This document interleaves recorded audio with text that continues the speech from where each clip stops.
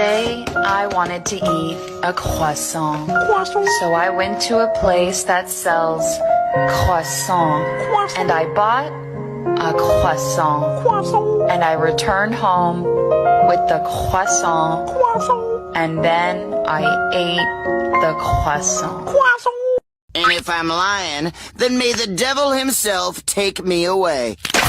Sonic says, no one cares if you're first in the comments, so please, stop commenting it, and get some help. See you next time. I don't like to study, studying's not what I do. But if I fail my test, my mama going to use Kung Fu. Happy birthday, grandson! Wow, thank you so much, Grandma! Or else you got such kind words.